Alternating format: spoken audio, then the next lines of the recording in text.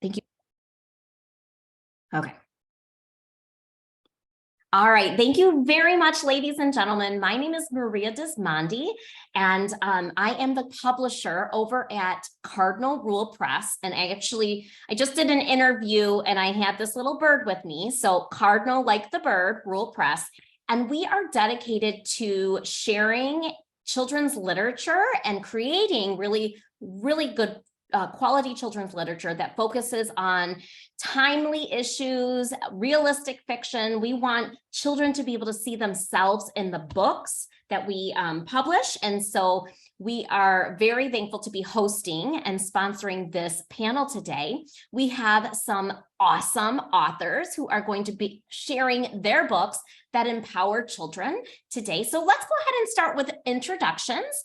All right, let's see if I can have Sally, if you want to go ahead and go first. I'm going to ask all of my panelists to unmute, and you don't have to raise your hand or anything. You can just kind of go as the conversation flows. Okay, I guess me first. Tell us where you're from. Yep, go ahead and tell us your name, where you're from, and the kinds of books that you publish. I'm Sally J. Pla. I'm here in San Diego, California, joining you today, and I am the author of several books. My picture book is this one. It's called Benji, the Bad Day, and Me, and it's about two brothers that are very different in different ways. I come from a family that is very neurodivergent, we call it. And that means that everybody in my family, our brains all work a little bit differently. And sometimes that makes us struggle, and sometimes that gives us gifts. But my books all sort of talk about that. When you get older, I have other books too. I'm probably best known for this middle grade novel called The Someday Birds. Oh, thank you so much. And I have a new one coming out in July called The Fire, the Water, and Maudie McGinn. And it's about an autistic girl. So that's a little about me. Fantastic. Thank you so much. I appreciate that. And the illustrations, the cover artwork on that last book that you showed looks beautiful. Thank you so much for sharing. Yeah. All right, my panelists, who is next? Sally was up first.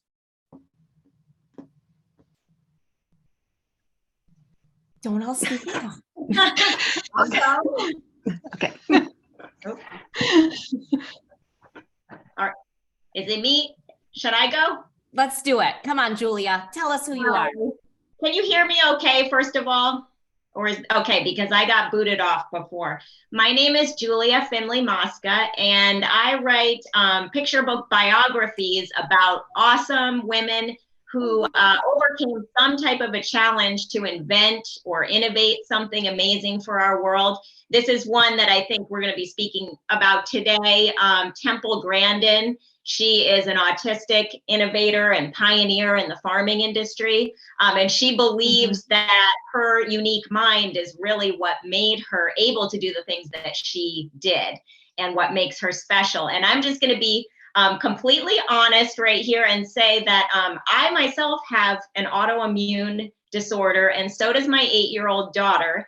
And that comes with some hidden challenges. And today I had planned to get all calm and ready for this panel. And as many parents out there know, if you have a child that has any type of invisible challenges or visible or disabilities, days don't always go like you want them to go.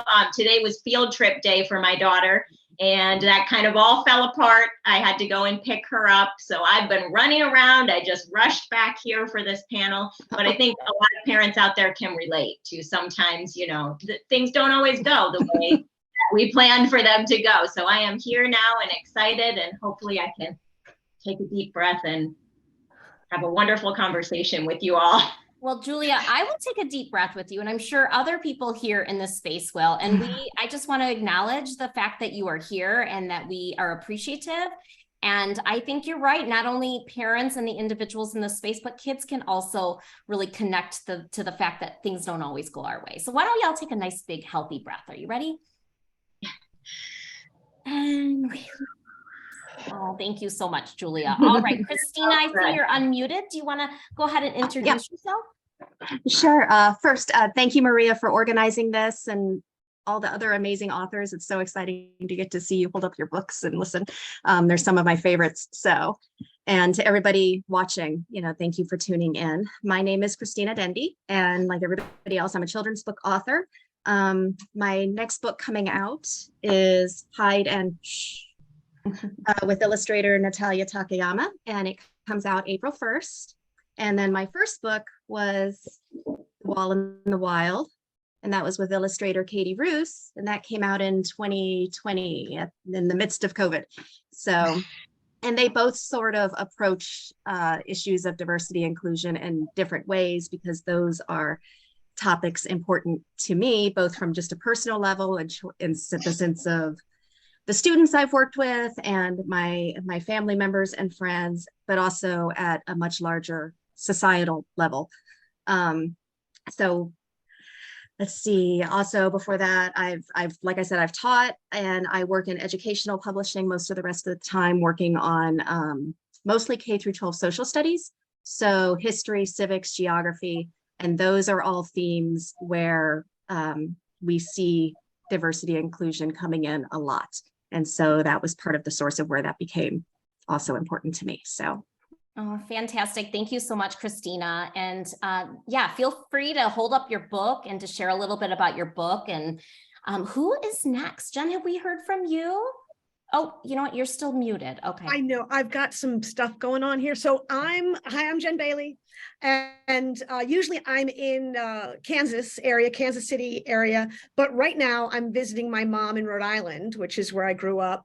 And so we're just a little busy. So I'm so grateful that we all took a breath. we have clanking and clattering, so I'm coming to you from this lovely place, which it's always interesting going home again. My book, so my kind of journey with what the books we're going to talk about started with A Friend for Henry, which came out in 2019, which is about a boy who's on the spectrum, who's neurodivergent. And I have had the good pleasure of chronicles seeing the need for such stories. And we aged Henry up a grade, and now he's in an early chapter book series. Yay! Awesome. So Henry, like always. And next year he'll be going on a field trip in Henry and the Something New. And so these are probably the books that we'll be chatting about. Some of my others, though, are Meowster Pieces, The Art of Being a Cat, and it's cats in famous artworks, because, hey, why not? And then this will be coming out in 1010, The 12 Hours of Christmas, which taking that, who knows, 12 days of Christmas, who knows what a French hen is anymore, or, why are lords leaping? I don't know. So we went ahead with ours, and we made it a family's day during Christmas time. So looking forward to those, but just grateful to be able to share this space. And hey, happy Women's Day, right? And just really glad to be here. Thank you. Yeah, I thought of that when Julia had showed her book. I was like, oh yes, it's Women's It's Day. International Women's Day. Very cool. All right. And I'm looking for our last panelist, but I don't see her on them on my screen. Let me see. DK Malone, where are you there? Yeah. Okay. Oh, there you are. Awesome. Okay. Welcome. Tell us a little bit about yourself. Hi, I'm CK Malone, they, them. I am the author of A Costume for Charlie, illustrated by the wonderful Alejandra Brajas. Amazing illustrations. I'm neurodiverse. I'm part of the LGBTQIA+ community. I'm also hearing impaired, so I do have my hearing aids in. I'm a teacher, and I'm very grateful to be with everyone today. And yeah, I'm excited to hear about everyone else's journeys, because that's one of my favorite things. So, so thank you for having me. And what do you teach? So sorry, say again? What do you teach? Oh, ELA. So right now I'm a literacy coach / English language development for ELD 3s. and I'm at the middle school level. So Ooh, oh, it takes a real special person to teach those middle schoolers. Thank you. Thank you. Fantastic. All right, well, I'm just thrilled to continue on with our panel. So the first question for our panelists is, tell us a little bit about the character or characters in your book, where our theme today is really empowering children and focusing on inclusion and allowing others to feel like they are not alone, that they are part of something, and that they, standing out. Diversity doesn't mean a negative thing. Being different can be something that is important and celebrated. So who would like to share about one of your characters? And feel free to put a picture up on the screen as well with your book. Go ahead, Jen. There we go. Unmuted. So I'll go ahead and start if that's okay with everybody. Henry is very near and dear to me because Henry is based off of one of my children. I have one child who has anxiety and depression, another one who is on the autism spectrum, another one who is probably, I would say, neuronormal, but he was in the gifted class. As you say, it's a spectrum. It's a wild world, isn't it? But my kids all had differences in how they went about finding friends, which is how that first book, A Friend for Henry, came about. Was I wanted, there are shy kids, there are introverted kids, there are children who just have a harder time, and I wanted them to see themselves. I wanted them to see that, it's okay to not be a friend with everybody. Always be kind, but you don't have to think everybody's going to be your bestie. That's okay. I also wanted other children who might be who might start connecting with a child on the spectrum, let's say, to realize there's a lot of thought. Actually, it's not dissociation. It's not just a random idea. There was always a lot going on inside, a big thought process behind my child when he would try to make friends. And so sometimes, though, what that comes out is a blurting of, I like hamburgers, which everybody's, well, that's random. No, it wasn't. There was a huge thought process that went in behind that. And so I was hoping that this book would illuminate that a bit, would encourage patience, would encourage the introverted child to feel a bit more confident. And as I said, it was very near and dear because that is my family. Yeah. And, Jen, have you heard of the saying that books can be windows and mirrors for children? Absolutely. And when you mentioned about the hamburger, I thought of that being a window where children can really start to understand that sometimes we're thinking in our brains and only part of that comes out. And so just allowing children reading the book to understand how some children may be and some children may not be. So that's really great. One of the greatest things that happened was I heard from a second grade teacher who said that they read the book in the class, and at the end of it, one of the children said, "Oh, that's so-and-so." Now I get it. And that the classroom had changed, the dynamic had changed, that there were more children interested in talking to this very quiet child and reaching out and having some patience to let them be able to express themselves and share. And to me, that's it. I just needed that. That's great. That's why we do what we do. That's wonderful. Awesome. Thank you. Ladies, gentlemen, we just have a couple more people coming in. Look at this. All of our friends. My goodness. Okay, we're in. Would any of our other panelists like to talk about one of their characters? I can talk a little bit about Temple Grandin, who I think most people are familiar with. Mm-hmm. I think that Jen really hit on so many things that I would have said. So you described it all perfectly. But I think the main point of my book can kind of be found on the very last page. I don't think you can see that, but it says, "So here is the lesson: feeling odd or offbeat, being different might just be what makes you so neat." And that is what I wanted kids to take away from this. And I never expected this book to resonate the way that it did. And I'm so happy that it did. And people ask me kind of what inspired me as I was going along. And the honest truth is that growing up, I had a sibling who was part of the LGBTQ community. And I watched that sibling be bullied and have a hard time in school and feel alone. And so I dedicated this book to every child who's ever felt alone. And I think that can cover so many children. And I just really wrote it wanting to show that Temple Grandin felt alone so many times because she didn't fit into whatever mold people were trying to put her into.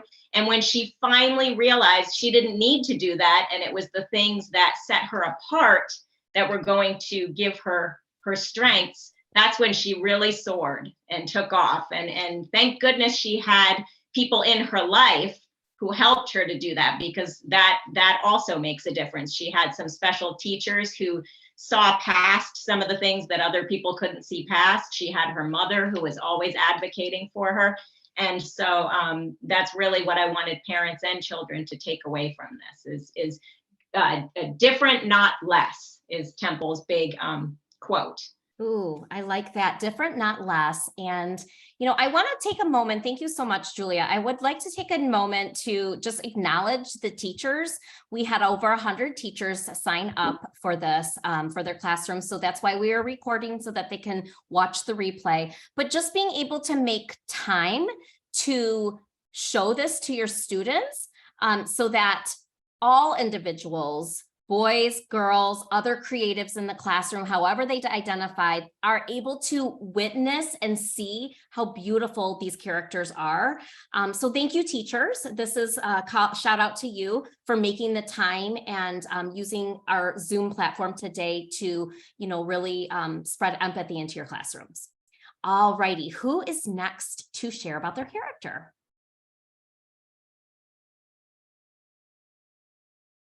So we can go on to the next question if we're done talking about our characters.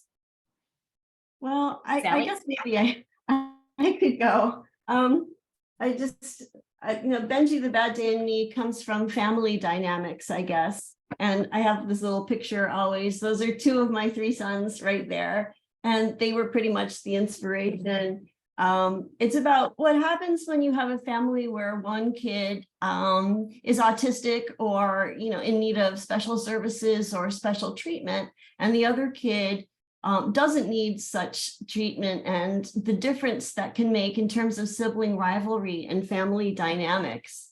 So that was something I kind of wanted to get at because of my two boys. With one, we were going to the OT, we were going to all kinds of therapy, and with one son, and the other son had to sit in the waiting room and not bother anyone. And it was hard. So, you know, that's kind of a line in a scene in Benji, and that's what pretty much informs the story, because Sammy's having a terrible, terrible day.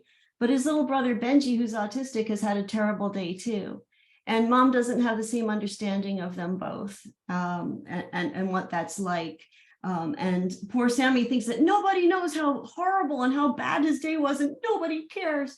But in reality, somebody really does care. His little brother does see it, and in his very own way is able to sort of save the day, because, you know, brothers and families and siblings can save us, and they're who we rely on in those moments. And I really wanted to sort of capture that little moment of despair and then redemption. Thank you, Sally. And you know, your book, it really makes a connection with Christina's book. Your book is about two brothers. Christina's book is about two sisters, and how the definition of play looks different to each of those sisters. Christina, do you want to share a little bit about that? Yeah, I was going to jump in there. So I had seen Sally had her hand up a few times, so I didn't want to cut her off on that third option there. But so in Hide and Dinah is the main character, but really it's sort of a team effort with Dinah and her big sister Chloe. And you've heard the phrase that humans are social animals, and that doesn't mean the same thing to everybody. We all have different degrees of social activity that we're comfortable with and we want to engage in. But what it does mean is that to greater or lesser degree, we all as people depend on other people to some degree to get by. And inclusion is really essential in that way to our development, because it's how we learn. We learn from the other people around us, and not only directly from what they're doing, but also from things they make and share with us. So Dinah wants to get in the game with her big sister Chloe, and she's hoping to play with her, but Chloe sort of takes off and wants to do something with her friends instead. So intentionally or not, she starts out by excluding Dinah, but Dinah's not having it. And Dinah sort of becomes a self-advocate and puts herself out there to play, but it's about how they both work around to accommodating each other's different interests and how they think they should play the game. And part of that is, over the course of the story, sort of developing a little bit of empathy, developing a little bit of flexibility, and taking turns, all those nice things that we tell kids that they should do to play nicely. That seems like a really simple thing, but can be quite difficult even for grown-up kids. So. Wonderful, thank you. And CK, would you like to share about one of your characters? Or would you like me to move on to the next question, because I can? I know, the ask to unmute feature. Yeah, sorry. I'm trying to unmute. It's been a while since COVID for teaching for me, and we used Google Classroom. So, okay. My character, Charlie, is actually me. And how I wish it would have happened when I came out. Being born with Turner syndrome, being intersex,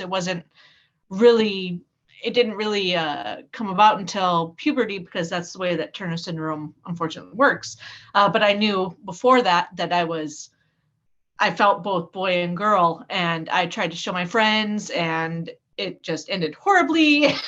But Alejandra Barajas made a wonderful illustration of how I wish everything could have happened. But Charlie is me. Oh, And I didn't realize that. That's beautiful. Yeah, and so yeah, that's basically what it is. So when people read Charlie, that's me. And Alejandra and we had never had contact. We never talked about illustrations. I've never even met her. I would love to meet her someday, because she's amazing. But she got exactly what it was to be they, them, and my editor, Shrita Lee, did an amazing job too. But yeah, Charlie is me, and I wish it had happened that way. It didn't, but now I can live in a fairy tale picture book land and pretend like it did. And now there are hundreds of individuals who have that book that you did not have at that age.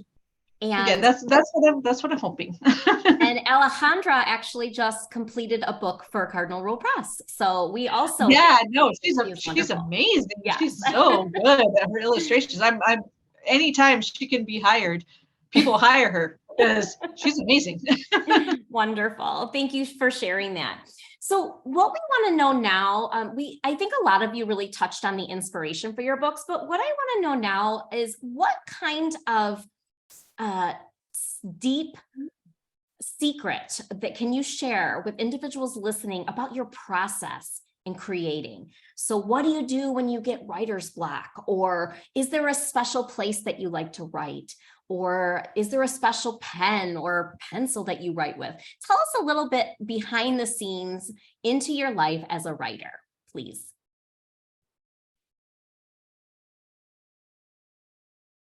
Oh, I know, I'm sorry. Yeah, I'll go first. So I cannot write a picture book in multiple stages, and there are amazing creatives that can. I have to sit and write the whole thing out in one sitting, and I cannot get up out of the seat until I'm done. And that is my process. And my critique group is always like, "Oh, it's okay. How?"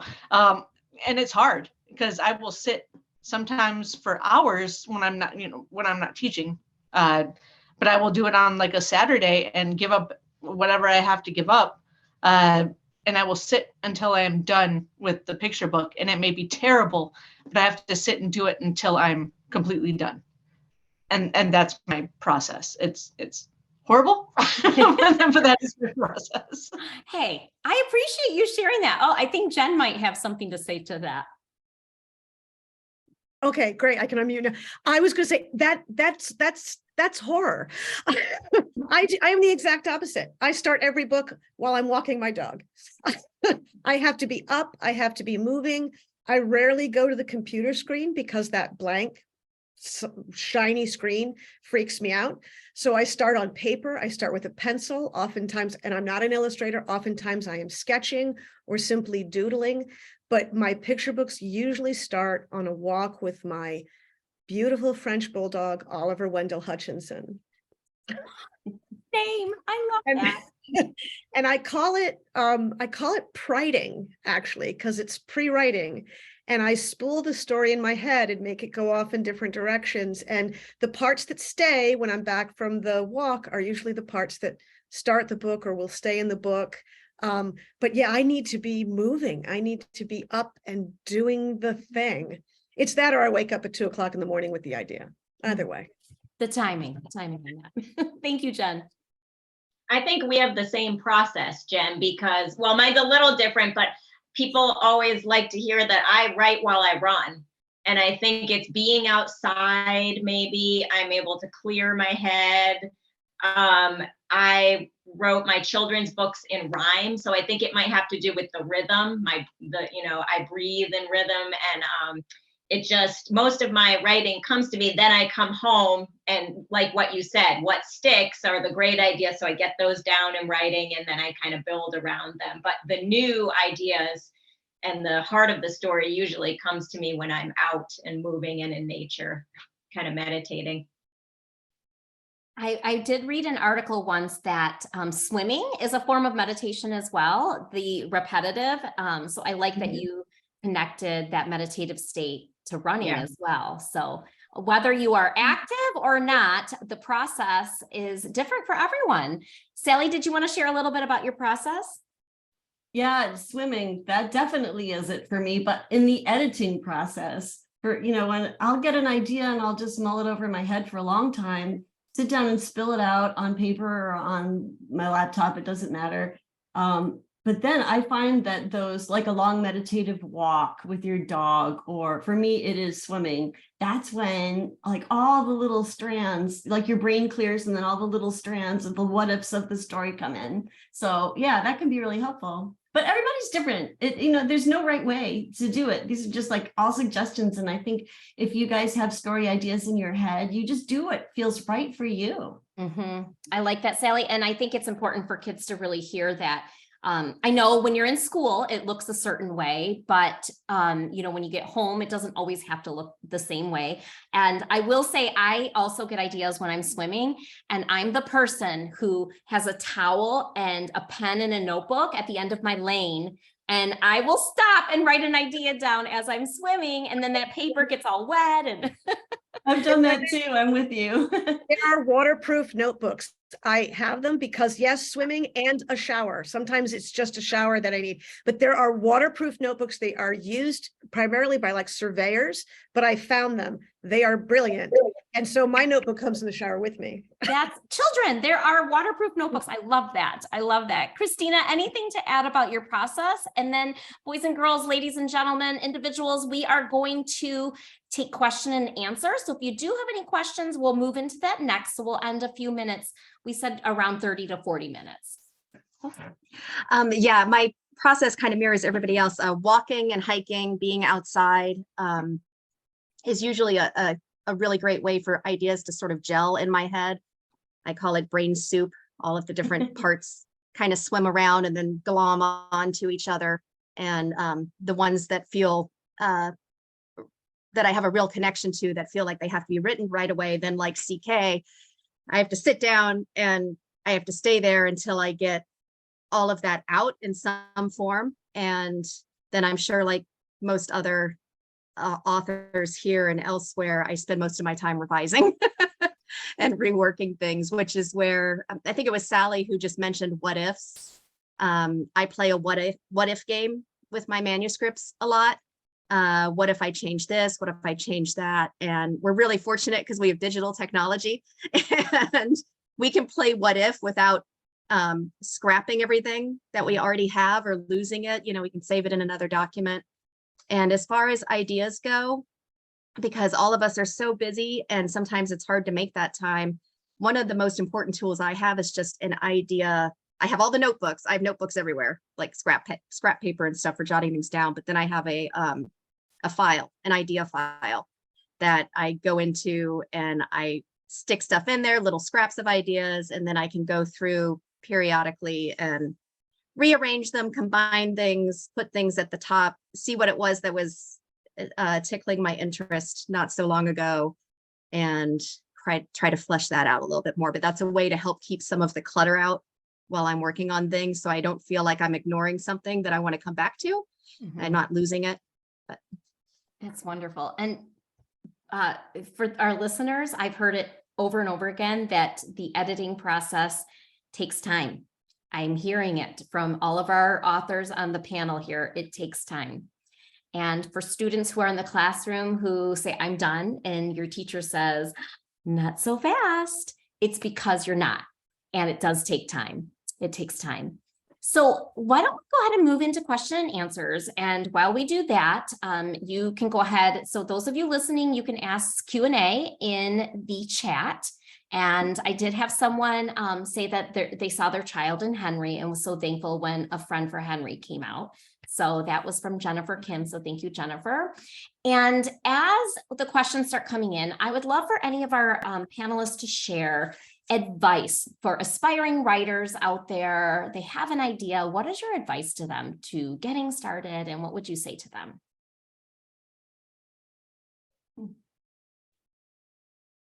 I'll go. It seemed to be okay jumping first, because I'm also an editor, an acquiring editor for a little press called Little Fig. So I would say just what you said, Maria. You've written the first draft. That's it. It's a first draft. You are not done. Don't think that you're done, that there's not more to do. So take your time with your story. Please read. There are so many beautiful books that have come out after Dr. Seuss. Okay, so let's read them and let's learn from them. And I want you to read them like a writer. So read them. And if you say, wow, that part was glorious and special, why was it glorious and special? What was it? Was it the way the words felt in your mouth when you read it out loud? Was it the story? Was it the illustration? Something writers should know. Oftentimes, like what CK said, we don't meet our illustrators. I'm finally going to meet Mika Song, and I am so excited. I'm going to meet her in April. But here we're on book 3 together, and we've never met. So don't think you have to have it illustrated, but your job, author, is to inspire that illustrator. So the things that you're writing, the things that you're putting in your book should be the things that will inspire the illustrator. And the things an illustrator can do, like he wore a blue hat, if it's not that important to the story, you leave that out, because that's their chance. You're writing half the book, the illustrator's writing the other half. And I would say that's true in picture books, not middle grade, I get it. And in graphic novels, a different thing. But think about it that way. That's some of my best advice for people who are starting. Take it easy, really think about your story, inspire your illustrator. Thank you, Jen. We also had, we're getting comments. So nice. Okay, here's a question, and then I will throw in some comments as well. How much time should writers and new authors spend on social media presence, and which platform do you believe is most important? I just want to write, revise, write. I can hear you, Maria. So that is from Maria listening. And I will tell you, from a publisher standpoint, we do like to see that authors have connected with their readers online, but it is not a requirement for us. If a manuscript comes across our desk, or really our computer these days. And it's fantastic. It doesn't matter if that is a new writer and, you know, if they don't even know what Twitter is, we will still take them on. It's really the manuscript, but we do like to see that writers are connecting. So anyone out there want to share maybe what platform you believe is most important and why? I'll share that I'm not good at social media and I have barely any followers. So if anyone wants to follow me, you can follow me on Instagram and Twitter. I do not post regularly. I post when I'm inspired. I try to. I would say my books have more of a following on social media than I do. I see tags of my books and I think people don't even really know who the author is. They just like the book. So I would say it was not a barrier for me when I first got published. I do think it's important. And now I'm finding the Twitter community to be the best for writers. And I'm kind of new to Twitter, so I'm trying to get more involved there. I think just be genuine, be yourself, share what's important to you. Don't try. I did try briefly to go on and fabricate posts and like kind of like make a theme for myself. It didn't work out well because it wasn't authentic. And so just be your authentic self. Thank you. And we have a comment that individuals are very thankful for the panel. And thank you for representing children that typically do not see themselves in stories. They think that's very important. So thank you. And are all books, the panelists on our talk today are all published by different publishers. So the only one, we sponsor the event at Cardinal Rule Press, but they're all from different publishers. And Edie is saying, I would like to know what publishers are looking for books about Down syndrome picture books. I am not sure how to tell you that, but if anyone on the panel knows that their editors and their companies are looking for those specific books, I do have a resource for you if you can give me a minute. You could go onto manuscript wish list. That's what I was going to say. I just thought I'd fill it in for you. Thank you. Appreciate that. So manuscript wish list. I say that from my own experience and from my own editors, they're looking for a very good story. And if the character happens to be diverse in some way, all the better. So that's the other part of it. If I may, so when I wrote the first Henry book, it was a little bit back and I was told, oh, no, you need to write this from the friend's point of view. You need to write this from a sibling's point of view. And it was like, that's not what I want to do with this. I want this person to have their own point of view. I don't want them to be explained by somebody. I want them to show their life and experience. So it's that I would call it's called casual diversity, at least where I picked up the phrasing. So it's not the point of the book, but it is part of the book. And so I would say, so I would try it with any publisher you think of. That's fantastic. I think most publishers are looking to be more diverse in their representation. So, I mean, if you're looking at, like they said, the manuscript wish list, and sometimes if you are on social media, on Twitter, you can see agents and editors post about specific things that they want if you follow them, if they're looking for something specific. And I think as far as specific publishers, Lee and Low, I believe, looks specifically for titles that reflect different kinds of diversity. And I believe there are a couple others out there. I mean, obviously Cardinal Rule Press goes for realistic and inclusive fiction. And I think Beaming Books does as well. I think Charles Bridge as well. Yeah. Albert Whitman. So everybody. I think they're all trying to expand their representation. Because it's what needs to be done. So everyone's on board for something really good, which is important. But I think it's a good point that it's part of the book and not the whole book is about something. Because the one thing I hear about this book that people and publishers like, it's not a book about autism or about her being autistic.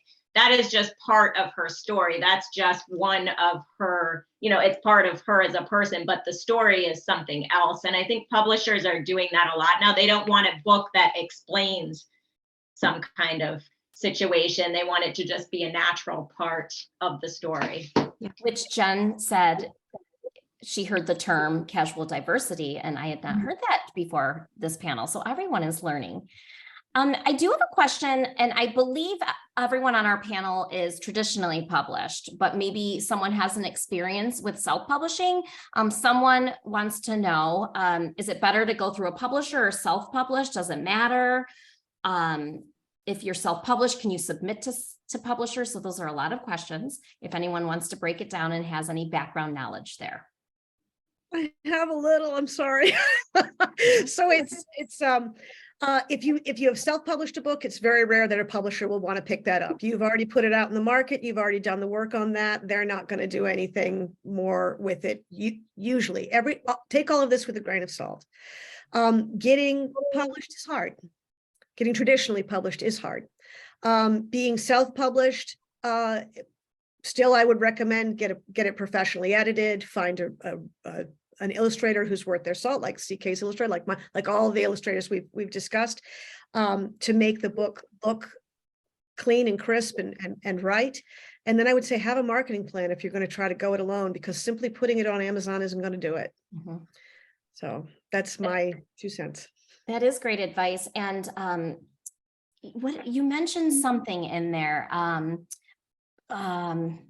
If somebody else I'll have to think of it. I'm starting to blank out, but you mentioned something I wanted to comment on, but does anyone have anything else they'd like to add to that? Being hard, that's what I wanted to say. So Cardinal Rule Press, we just closed our submissions period and we had over 1,000 submissions and we selected 6 manuscripts for 2024.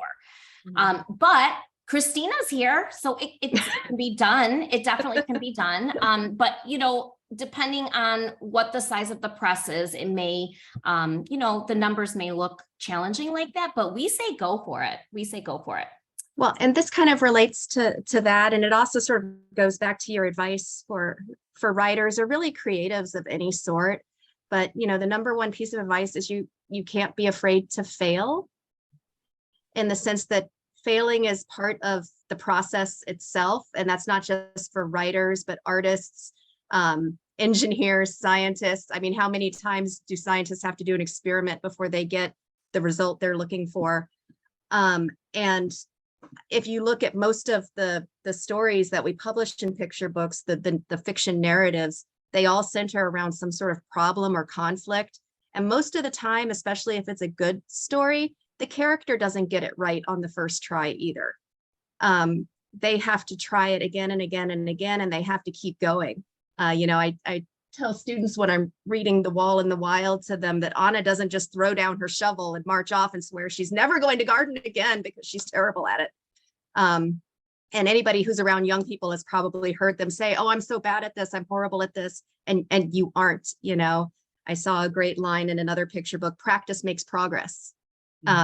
Not practice makes perfect, but it makes progress. Mm-hmm. And so whether you're writing or making something as a young person, or you're trying to publish a picture book, you have to keep working at it. The only way you don't succeed is if you stop.